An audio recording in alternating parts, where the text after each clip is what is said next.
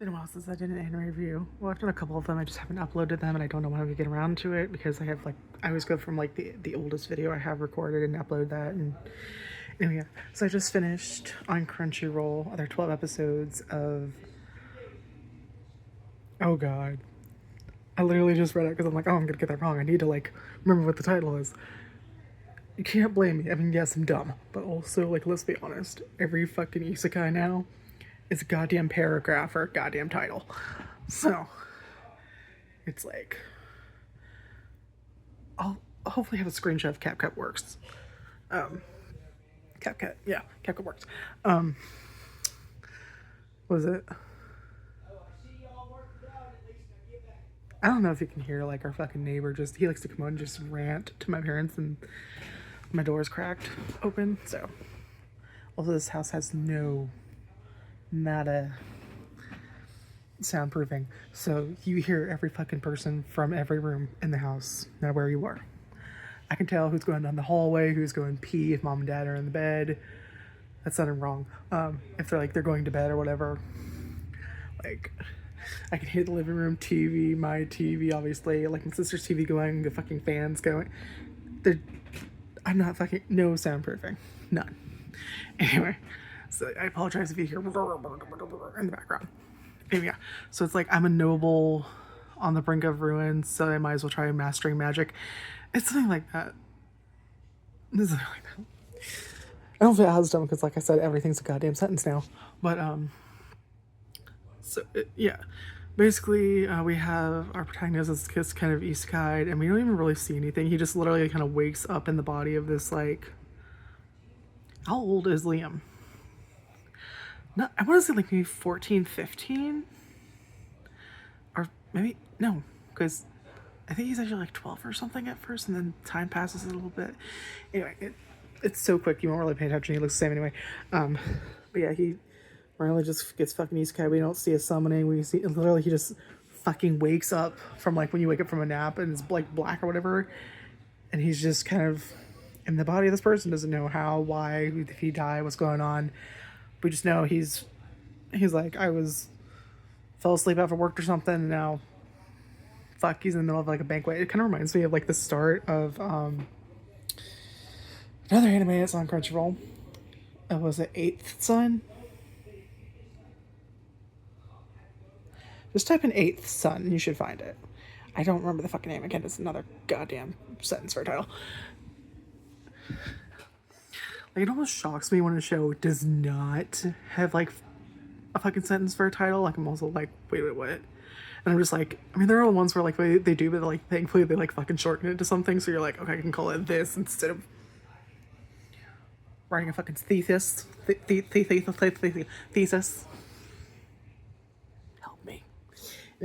So it is pretty obvious. Yeah, he wakes up as this. I think his head's like a knight or a baron, like a lower noble kind of thing, and yeah, he's like the youngest, I guess, and his brother's gonna take over the fucking thing. I think the banquet thing they're at is that they're hosting a party for his eldest brother's wedding or something.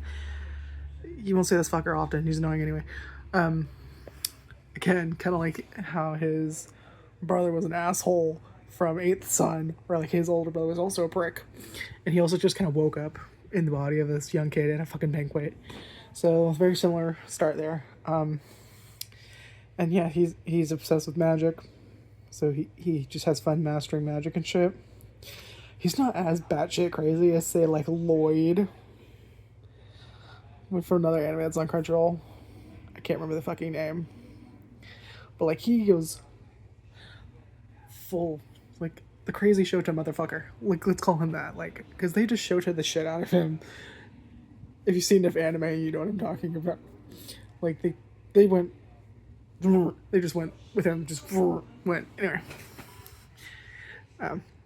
So yeah, he basically wakes up in the body of this kid. Doesn't know how he got there, why, blah blah blah, and he finds out he's a noble family who's kind of like on the brink of ruin, obviously. And the ruin is not like, oh, they fell into debt, or oh, they did like it usually is, or oh, they did evil deeds and they're about to like go down for it or whatever. It's not that. It's literally a rule that every 3 generations, the noble families, regardless of how high you are, have to achieve something in order to keep your noble title. And if you don't, you lose your noble title, you become commoners. So that's basically what's going on. That's the generation he's in, where it's like they either gotta do something or you're going back to commoners. Which I think is kind of awesome, because that actually makes you like have to fucking do something, like earn that title. That's kind of awesome. And it's also nice to kind of see it a different way than just like, oh, they're evil, or they go into fucking dead, or someone framed them or something. Like, not that that's uninteresting plot-wise, but it's nice to see a different way about it. The fuck? Am I just losing? I don't know if it was like a little hair or something, or like a fucking bug flew around. I don't know. There's like one of those big fat flies that somehow got in the house. Because, you know, it's summer and then fuckers are everywhere. Doesn't help me with animals either. So yeah. He just kind of, it's one of those shows where like he just kind of shows up and does his own thing and ends up making an impact on the world. Like, that's my favorite type of isekai, is like, I'm not interested in a motherfucker who has to save the world. Like, that's not interesting to me. I like characters like Luffy from One Piece, or Rimuru from That Time I Reincarnated as Slime, where they just, yes, they do influence the world, but they're not going out of their way to fucking do it. They never change. They do their own shit, and it just happens to influence things there. Like Rimuru, yes, he does end up saving a lot of people, but it's not like he went out to fucking save everyone. And I think even in one episode, he literally is just like, I'm just gonna do what I can do. And Luffy, like, from the first episode to like, I was somewhere in like the middle of the Dressrosa arc, so that's like episode 500 something, and I know we have episode 1000.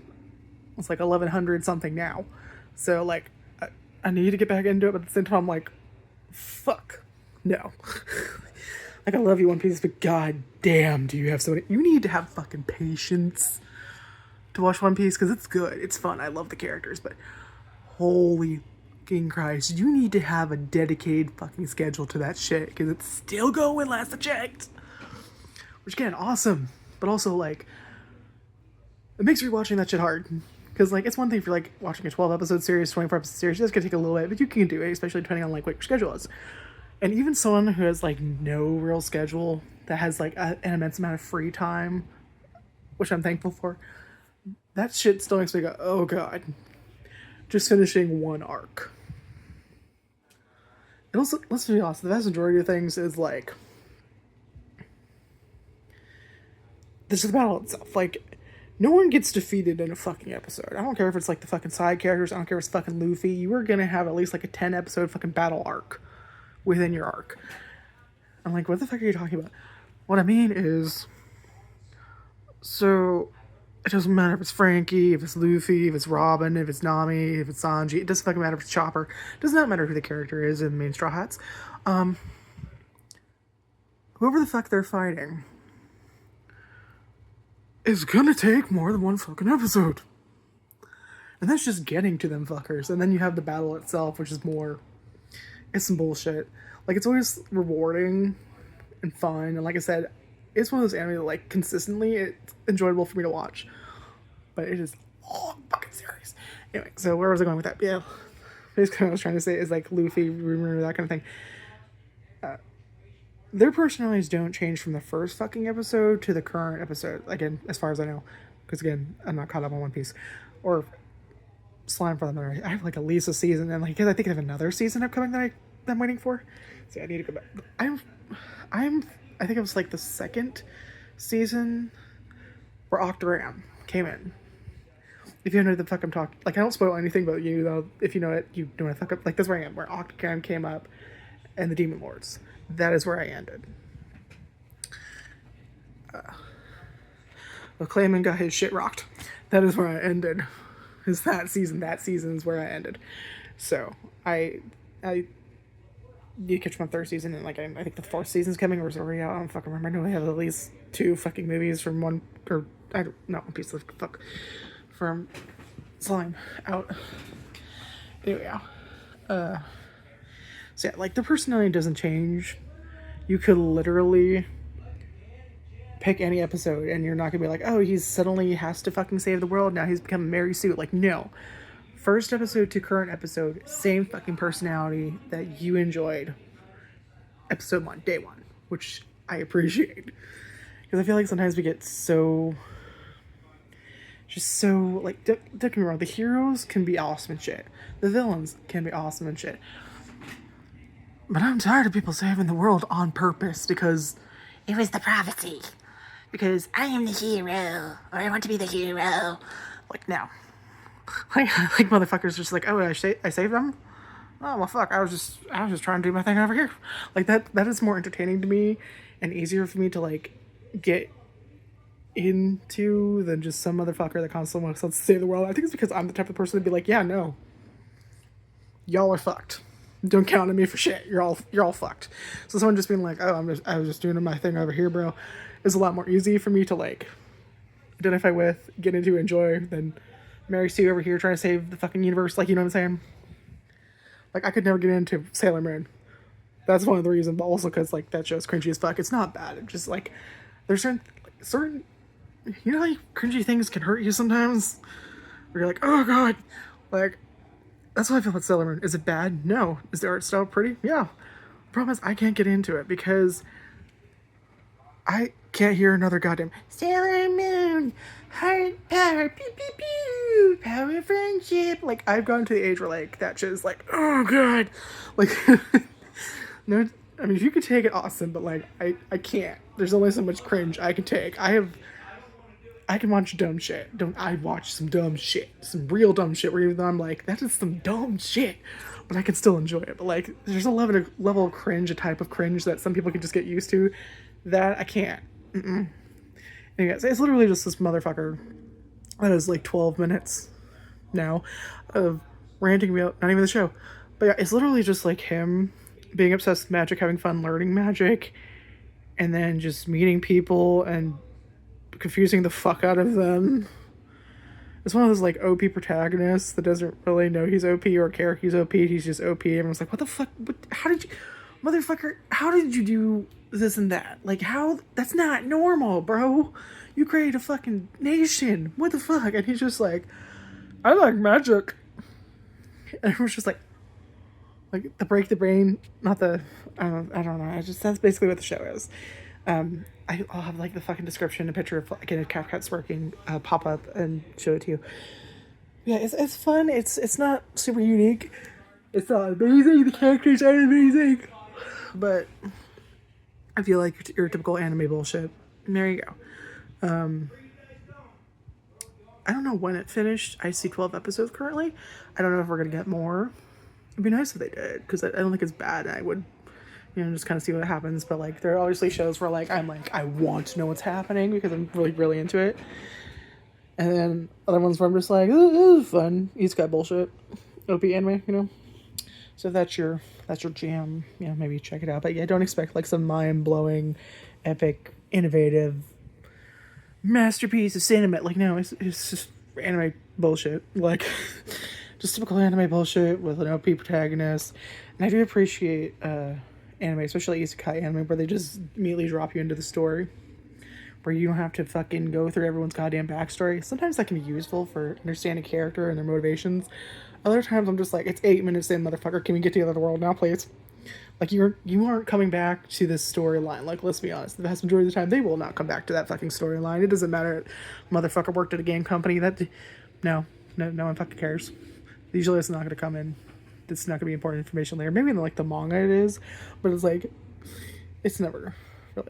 Like, my first thought is Death March to the Parallel World Rhapsody. Again, also on Crunchyroll. Also an isekai anime where he's, like, literally, like, it's literally. I've seen this anime enough that I know it's 8 minutes in. Somewhere around 2 minutes and something seconds in, they will finally get to the fucking other world. And that's episode 1. Like, it's not bad, but like, nothing interesting is happening. We're not meeting interesting characters, other than the fact he was a game developer and this might be a game world he's in. Again, talking about Death March Parallel World Rhapsody. It doesn't fucking matter. I haven't read the source material, so it could really matter later on, but like, as the anime only has 1 season on Crunchyroll that I know of, I don't know if they made any other, I don't know if there's a movie, I know nothing. I don't even know if we're gonna get more for the thing. I again haven't read the source material, but yeah, just 8 minutes. I don't give a shit, and we're not coming back to this stuff. So why the fuck are you telling it? I'm impatient. I'm impatient is basically what the story is. So yeah, I'm gonna go now because I feel like I've explained everything. It's not super amazing. It's just kind of another meh anime, if not bad. If you like these kind of bullshit, there you go. Really, it's kind of like it's just a watch for the fuck of it anime. It's like I said, it's not groundbreaking. It's not like it's right up there with Deathmatch Parallel World Rhapsody. In Another World with My Smartphone. Basically, it's OP protagonists doing their own thing, ends up influencing the world around them. There you go. So yeah, bye.